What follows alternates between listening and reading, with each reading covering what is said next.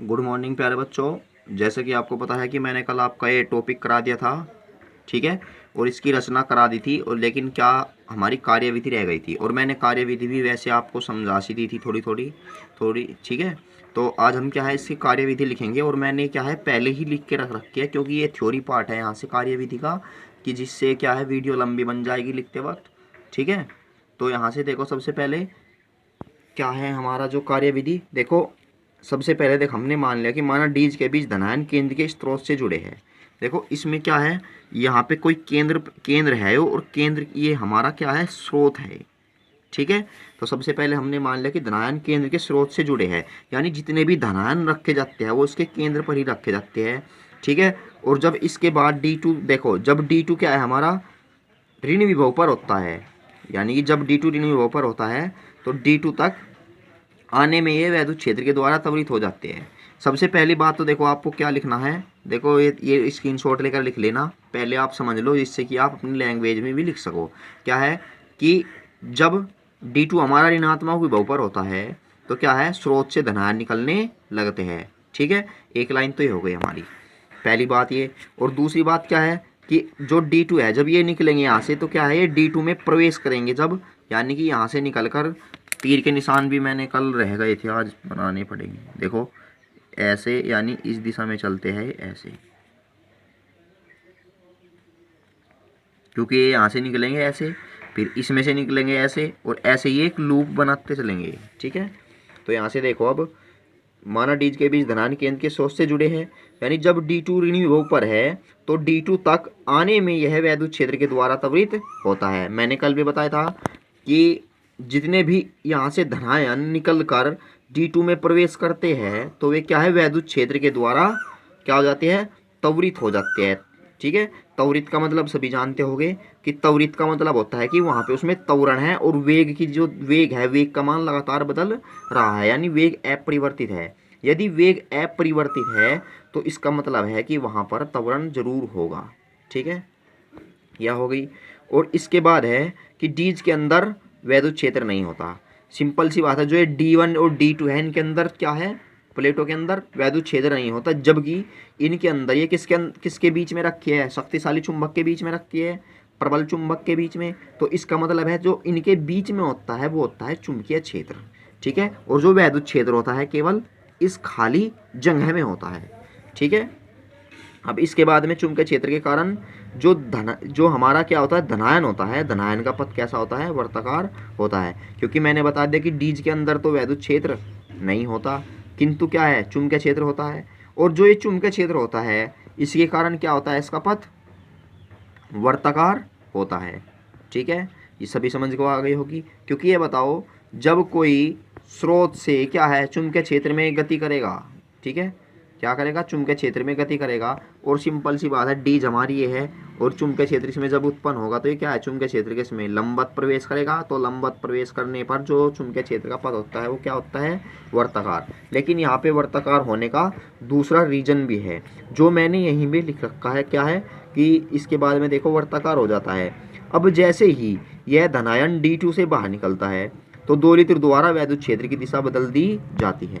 Simple सी बात है, पहले तो वैद्युत क्षेत्र की दिशा इस दिशा में थी, क्योंकि जब धनायन हमारा इस दिशा में चला, क्योंकि धनायन जिस दिशा में होता है हमारा उससे क्या है दूर की ओर रहती है। अब धनायन इस दिशा में जा रहा है तो वैद्युत क्षेत्र की दिशा इस दिशा में, और जब D2 में प्रवेश करता है और D2 से बाहर निकलता है तो धनायन की दिशा भी क्या है बदल जाती है, और इसके साथ साथ जो वैद्युत क्षेत्र की दिशा है वो भी बदल जाती है। क्योंकि पहले तो D1 जो हमारा धनायन है वो D1 D2 में जब इस दिशा में प्रवेश करेगा, फिर इसमें एक कहना चुंबकीय क्षेत्र में वर्ताकार मार्ग पे गति करके जब इससे बाहर निकलता है तो क्या है यहाँ से देखो इस दिशा में हो गई, तो जो वैद्युत क्षेत्र की दिशा होगी वो भी क्या होगी हमारी इसी दिशा में होगी। तो आई होप सभी की समझ में आ गया होगा यहाँ तक, ठीक है। तो हमने लिख दिया। अब इसके बाद में क्या है, अतः गैप से गुजरते हुए धनायन पुनः त्वरित हो जाते हैं। भाई ये बताओ जब स्रोत से निकले गैप के बीच में से तो जब त्वरित हुए, और जब इससे D2 से बाहर निकले तो वैद्युत क्षेत्र में आ गए तब त्वरित हुए, क्योंकि मैंने स्टार्टिंग में ही बताया था कि जो ये त्वरित होने का कारण है क्या है वैद्युत क्षेत्र है, दूसरी लाइन में तीसरी लाइन में, ठीक है। इतनी बात हो गई।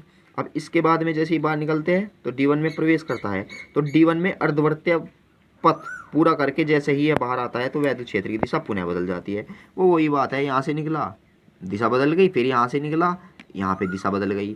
ठीक है, ये लिखना है, प्रवेश करता है। ठीक है, तो दिशा बदल दी जाती है। तो इस प्रकार धनायन बार बार त्वरित होता रहता है, यानी ऊपर से निकला जब त्वरित हो गया और यहाँ से D2 से निकला, ठीक है, D1 की ओर प्रस्थान करा तो क्या हुआ, तब दिशा बदल गई।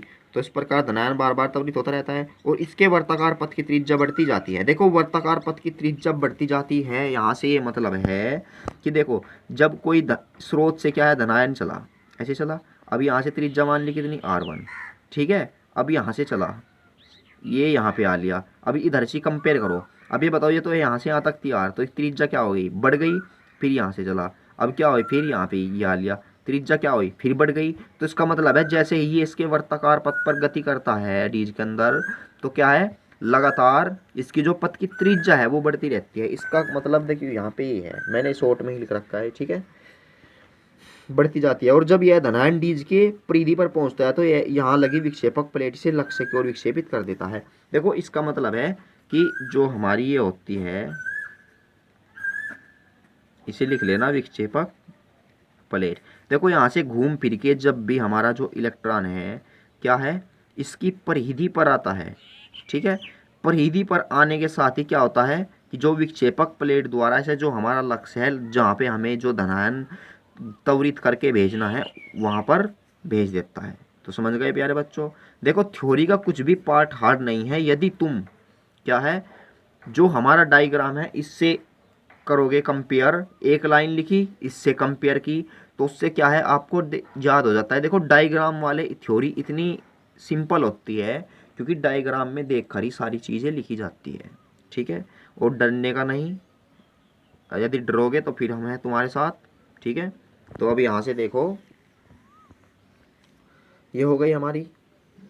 अब इससे बाद में देखो हमारा छोटा हा डेरिवेशन है, तो अब हम वो छोटा हा डेरिवेशन करने वाले हैं प्यारे बच्चों, ठीक है। और सभी जितना भी देखो आपको वर्क कराया जा रहा है फेयर में कर ले, बार बार इसलिए कहा जा रहा है क्योंकि तुम्हारे रिवीजन के टाइम अदर जितनी भी कहना बुक तुम नोटबुक बनाओगे वो ना उठानी पड़े, ठीक है। और फेयर में एक सब्जेक्ट ही जो तुम ये बनाते हो फेयर, ठीक है, फेयर में एक सब्जेक्ट की यदि लिखोगे तो क्या होगा, आप उसमें से ही देख लोगे क्योंकि सभी बच्चे समझदार हैं, ठीक है।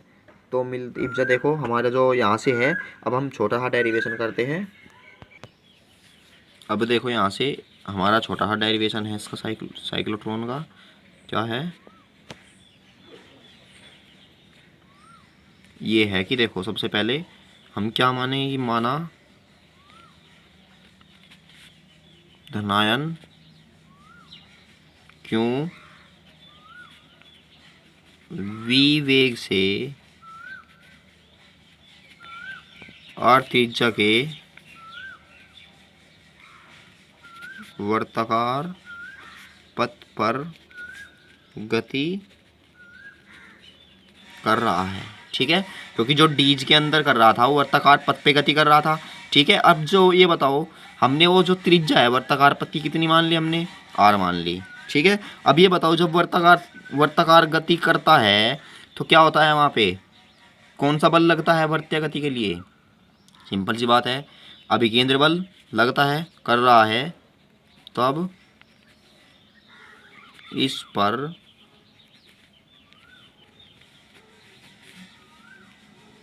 अभिकेंद्र बल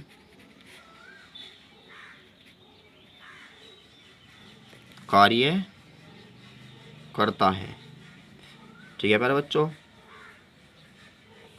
अब सिंपल सी बात है, जो ये अभिकेंद्र बल प्राप्त होता है किसके कारण होता है, चुंबकीय बल के कारण ही प्राप्त होता है। क्यों होता है, क्योंकि यहाँ पे किसकी बात हो रही है, चुंबकीय क्षेत्र की बात हो रही है। और देखो ये जब चुंबकीय क्षेत्र में गति करी, क्योंकि जब चुंबकीय क्षेत्र में वो गति करी उसने तो उस पर चुंबकीय बल लगेगा, और उस चुंबकीय बल के कारण ही उसका क्या हुआ, वर्त्य पथ पे गति कर रहा है, यानी वर्ताकार पथ हुआ उसका, ठीक है, यानी चुंबकीय बल के कारण ही तो हुआ। क्योंकि हमें पता है कि जब कोई कण चुंबकीय क्षेत्र में गति करता है तो उस पर एक बल कार्य करता है, तो सिंपल सी बात है जब वो वर्त्य गति करेगा तो इसका मतलब उस पर एक चुंबकीय बल लगेगा, और इस चुंबकीय बल के कारण इसमें क्या है, अभिकेंद्र बल है। तो इसका मतलब है कर रहा है जो चुंबकीय बल से प्राप्त होता है।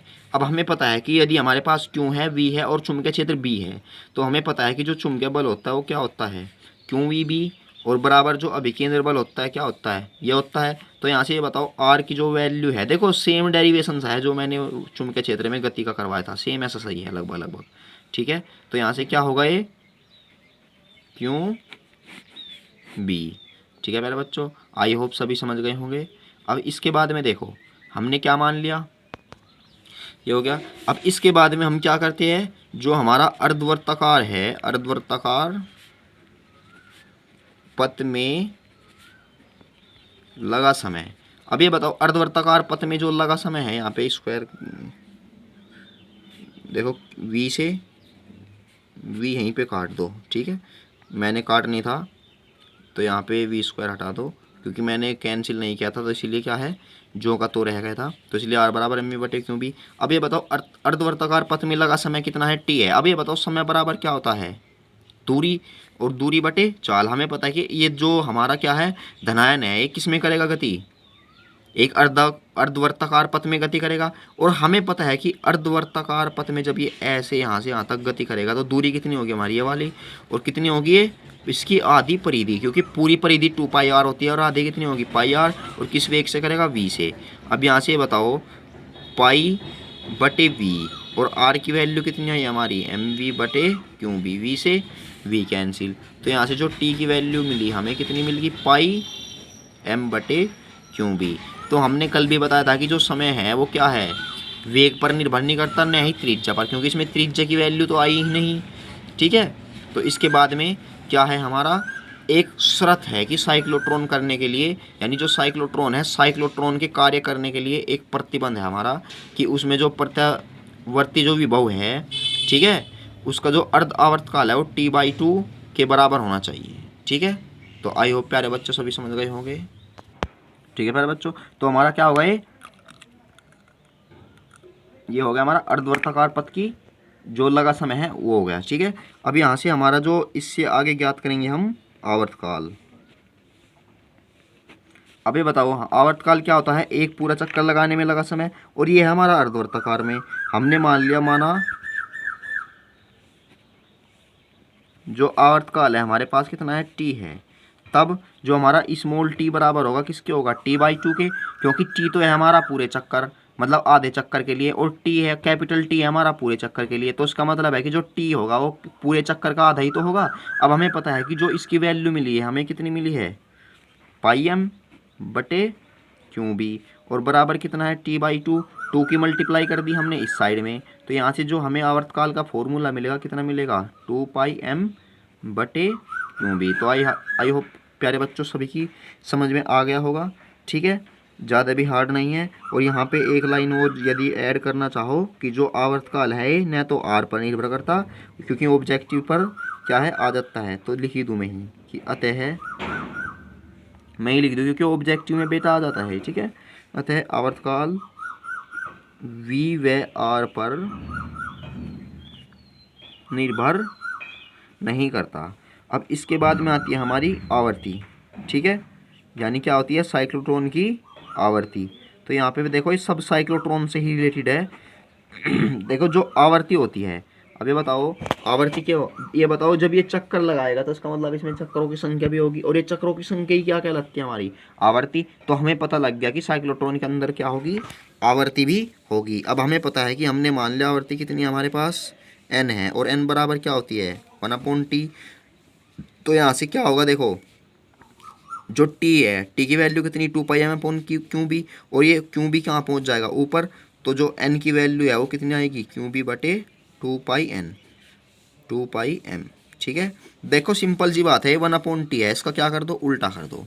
अब इसके बाद में जो हमारा इसी का ही पॉइंट है वो क्या है, ये है कोणीय आवर्ती। तुमने पढ़ी होगी वर्तगति में, कोणीय 11th में, ठीक है, कि जो कोणीय आवर्ती होती है इसे हम किससे प्रदर्शित करते हैं, ओमेगा से, और ओमेगा बराबर क्या होता है, 2πn। अब हमें पता है कि यहाँ से हमें 2πn की जो वैल्यू है हमारे पास कितनी है, क्यू बी बटे 2πm, तो पाई से पाई कैंसिल, और यहाँ से क्या है, 2 से 2 कैंसिल, 2 से 2 कैंसिल है, गलत इधर काट दिया, चलो काट लेना है तो कटिंग करनी है, ठीक है।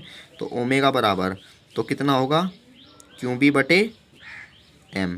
तो प्यारे बच्चों कोणीय आवर्ती समझ में आ गई सभी के, ठीक है। अब इसके बाद में है जो हमारा धनावेशित कण है, क्योंकि जब वो गति करेगा तो इसका मतलब है उसमें गतिज ऊर्जा भी होगी, ठीक है। तो यहाँ से क्या निकालते हैं हम अब, धनावेशित कण की गतिज ऊर्जा, ठीक है। अब सिंपल सी बात है, जो हमारी गतिज ऊर्जा का फॉर्मूला होता है, यहाँ पे मैक्सिमम कर देता हूँ मैं, 1/2 क्या होता है mv², यही तो होता है प्यारे बच्चों।